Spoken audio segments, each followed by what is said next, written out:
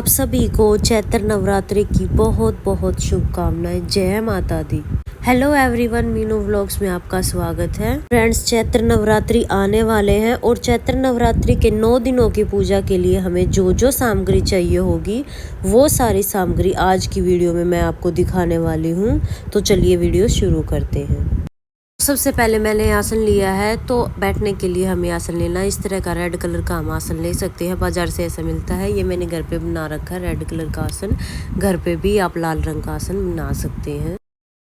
नवरात्रि की पूजा के लिए सबसे पहले हमें एक चौकी या पटरा चाहिए होगा। तो आपके पास चौकी है तो आप चौकी ले लीजिए, पटरा है तो पटरा ले लीजिए। पटरा आप थोड़ा बड़ा ले ले ताकि जो पूजा का सारा सामान है वो चौकी के ऊपर ही आ जाए। इसके साथ ही हमें आसन के लिए लाल रंग का कपड़ा चाहिए होगा। माता रानी की जब हम पूजा करते हैं तब लाल रंग का आसन हम लगाते हैं। आप लाल रंग का कोई भी कपड़ा ले सकते हैं। साथ में ही हमें पूजा करने के लिए माता रानी की कोई भी फोटो या मूर्ति लेनी है। तो मेरे पास ये मूर्ति है, मैंने ये मूर्ति ले ली है। अगर आपके पास माता रानी की फोटो है तो आप फोटो ले लीजिए। इसके बाद शुद्धिकरण करने के लिए गंगा जल लेना है और कलश में भी हमें थोड़ा सा गंगा जल डालना होता है, तो आप थोड़ा सा गंगा जल ले लीजिए। इसके साथ ही मैंने गणेश जी भगवान के लिए जनेऊ लिया है, धूप बत्ती ली है। इसके बाद हमें कपूर चाहिए होगा। कपूर इस तरह की छोटी छोटी सी टिक्की आती है, आप इस तरह का कपूर ले सकते हैं। तो आप कपूर ले ले। कपूर की हमें ज्यादा जरूरत होगी तो आप कपूर की एक डिब्बी कम से कम जरूर ले लें। इसके साथ ही हमें गणेश भगवान की मूर्ति लेनी है। तो आपके पास गणेश भगवान की मूर्ति है तो आप गणेश भगवान की मूर्ति ले सकते हैं, नहीं तो फिर आप सुपारी के रूप में भी गणेश जी भगवान विराजमान कर सकते हैं। इसके साथ ही हमें माता रानी के लिए लाल रंग की चुन्नी लेनी है। इसके साथ ही तिलक करने के लिए रोली लेनी है। इसके साथ ही मैंने गणेश जी भगवान को तिलक करने के लिए यहाँ पे पीले रंग का चंदन लिया है, तो आप पीले रंग का चंदन भी ले सकते हैं। इसके बाद हमें लेना है नारियल। तो आप नारियल को बजाकर जरूर देखें। पानी वाला नारियल हमें लेना है, सूखे वाला नारियल हमें नहीं लेना है। तो नारियल के साथ में आप लाल रंग की चुन्नी जरूर खरीदे या फिर कलावा भी बांध सकते हैं, फिर कोई भी लाल रंग का कपड़ा लपेट सकते हैं। इसके साथ ही नवरात्रे में जवारे बोने के लिए हमें मिट्टी का पात्र चाहिए होता है। आप इस तरह का पात्र भी ले सकते हैं। मैंने यहाँ पे मिट्टी का पात्र लिया है, आप कोई भी बर्तन ले सकते हैं जवारे उगाने के लिए। इसके साथ हमें कलश चाहिए होगा। तो आप मिट्टी का भी कलश ले सकते हैं और तांबे का कलश भी ले सकते हैं या पीतल का कलश भी ले सकते हैं। जो भी कलश आपको मिलता आप वो ले सकते हैं, लेकिन साथ में ढक्कन जरूर ले लें। साथ में ही नवरात्रे के हवन करने के लिए बाजार से इस तरह के हवन कुंड मिलते हैं, तो आप हवन कुंड भी ले सकते हैं या मिट्टी का ढक्कन भी ले सकते हैं, उस पे भी हवन कर सकते हैं। हवन करने के लिए हमें गाय के गोबर से मैंने नवरात्रि की पूजा के लिए बनाए हैं। आपको मार्केट में बहुत आसानी से मिल जाएंगे। जहाँ पर पूजा का सामान मिलता है वहाँ पर आपको ये उपले आसानी से मिल जाएंगे। इसके बाद हमें चाहिए होंगे आम के पत्ते। अगर आपको आम के पत्तों का बंच मिल जाता है तो आप आम के पत्तों का बंच ले सकते हैं, नहीं तो खुले आम के पत्ते भी ले सकते हैं। अगर आपको आम के पत्ते नहीं मिलते हैं तो आप अशोका के पत्ते भी ले सकते हैं। अशोका के पत्ते से भी जो है कलश की स्थापना कर सकते। 5 या 7 कितने भी आम के अशोका के पत्ते ले सकते हैं।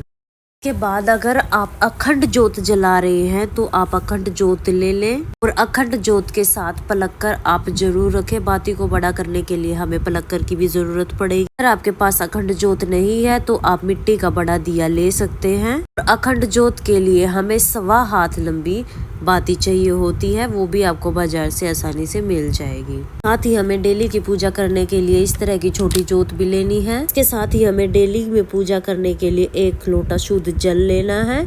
तो रोजाना 9 दिनों तक जब हम पूजा करेंगे तो शुद्ध जल हमें लेना है।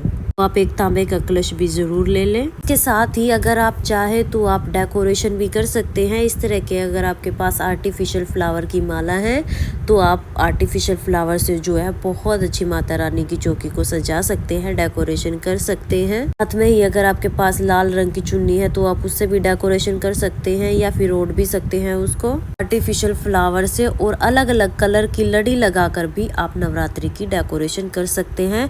अगर आप डेकोरेशन करना चाहते हैं तो आप इस पार्ट को स्किप कर सकते हैं। अब हमें माता रानी को चढ़ाने के लिए फूल लेने हैं। तो आपको लाल रंग के फूल मिल जाते हैं तो बहुत अच्छा है। अगर आपको लाल रंग के फूल नहीं मिलते हैं तो आप फिर किसी भी कलर के फूल ले सकते हैं। साथ में ही जो भी आपको ऋतु फल मिल जाए वो आप ऋतु फल का भोग माता रानी को समर्पित कर सकते हैं। यहाँ पर मैंने कुछ ऋतु फल ले लिए हैं। साथ में आप पतासे जरूर ले आइए। नवरात्रि के पूजन में पतासे का भोग जरूर लगाया जाता है और इसके साथ ही पंचमेवे का भोग भी लगाया जाता है। तो पंचमेवे के छोटे छोटे पैकेट आते हैं, आप उस तरह के पैकेट भी ले सकते हैं या खुले पंचमेवे भी आप खरीद सकते हैं। इसके साथ ही हमें लौंग लेनी है। फूल वाली लौंग का जो है माता रानी को भोग लगाया जाता है, तो आप एक पूरा पैकेट ले लें लौंग का। और हमें इलायची लेनी है और हमें सुपारी लेनी है। अगर आप नवग्रह की स्थापना कर रहे हैं तो आप ज़्यादा सुपारी ले लीजिए, और अगर आप नवग्रह की स्थापना नहीं कर रहे हैं तो फिर आप 2 सुपारी ले सकते हैं। इसके अलावा हमें लेने हैं चावल, जो कि पूजा में हमें थोड़े ज़्यादा चावल चाहिए होंगे, क्योंकि अष्टदल कमल भी बनाना है और पूजन में भी समर्पित करने हैं। तो आप चावल थोड़ा ज़्यादा ले लें। पूजा में चढ़ाने के लिए दक्षिणा लेनी है। साथ में ही शुद्ध देसी घी लेना है। मैंने यहाँ पे घी ले लिया है। अगर आप अखंड जोत जला रहे हैं तो अखंड जोत के लिए लगभग 1.25 किलो के आसपास घी लग जाता है। माचिस लेनी है और साथ में ही कलावा भी लेना है। इसके बाद हमें लेनी है रुई की बाती। तो आप फूल की बाती भी ले सकते हैं या लंबी बाती भी आप ले सकते हैं। जो भी बाती आप जलाते हैं आप वो ले लीजिए। नवरात्र में माता रानी को 16 श्रृंगार समर्पित किया जाता है। हो सके तो आप 16 श्रृंगार ले लीजिए। अगर 16 श्रृंगार नहीं ले पाते हैं तो फिर आप 5, 7, 9 श्रृंगार की चीजें जरूर ले लें। तो माता रानी को श्रृंगार हमें जरूर चढ़ाना है। साथ में ही अगर आप दुर्गा सप्तशती का पाठ करना चाहते हैं तो आप दुर्गा सप्तशती की बुक आती है, ये हिंदी में भी आती है, आप ये बुक ले सकते हैं और दुर्गा सप्तशती का पाठ भी कर सकते हैं। आरती की बुक भी ले सकते हैं। नवरात्र व्रत कथा की भी बुक आती है, वो भी पढ़ सकते हैं, या दुर्गा चालीसा का भी आप पाठ कर सकते हैं। साथ में ही हमें कलश में डालने के लिए 5 चीजें चाहिए होंगी, जिसमें हल्दी की गांठ लेनी है, लौंग लेनी है, सुपारी लेनी है और इलायची लेनी है और एक सिक्का लेना है। ये सिक्का हम चांदी का भी ले सकते हैं या सिंपल जो नॉर्मल सिक्का होता है वो भी ले सकते हैं। नवरात्रि की पूजा में एक छोटा सा हवन किया जाता है, तो हवन करने के लिए आप इस तरह से हवन सामग्री भी ले सकते हैं और गूगल भी अगर आप लेना चाहे तो गूगल भी ले सकते हैं। जवारे बोने के लिए हम जौ ले लेंगे। हमारे यहाँ पे जौ के जवारे बोए जाते हैं, तो मैं जौ ले रही हूँ। अगर आपके यहाँ पे गेहूं के जवारे बोए जाते हैं तो आप गेहूं ले लीजिए। जवारे उगाने के लिए हमें मिट्टी की जरूरत होती है। जवारे बोने के लिए साफ मिट्टी आप ले लीजिएगा। मिट्टी में कंकर नहीं होने चाहिए। कंकर है तो आप फिर मिट्टी को छान लीजिए, ताकि हमारे जवारे जो है बहुत अच्छे होंगे। जवारे उगाने के लिए आप मिट्टी भी ले सकते हैं या फिर जो रेती आती है वो भी ले सकते हैं। इसके बाद भोग के लिए मिश्री भी ले सकते हैं। इसके अलावा भोग में समर्पित करने के लिए हमें पान का पत्ता चाहिए होगा। अगर आप पान का पत्ता समर्पित करना चाहते हैं या पान समर्पित करना चाहते हैं तो वो भी कर सकते हैं। कलश में भरने के लिए हमें शुद्ध जल लेना है।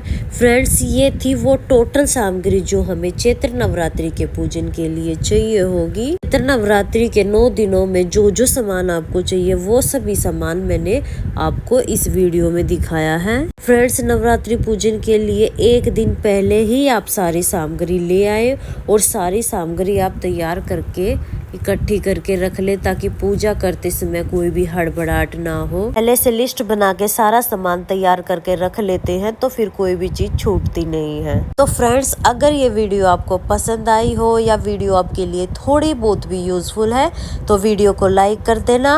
और हम महिलाएं घर में तीज त्योहार पूजा पाठ कैसे करती हैं ये देखने के लिए मेरे चैनल को सब्सक्राइब कर लेना। अब मिलेंगे किसी और नई वीडियो में, तब तक के लिए जय माता दी।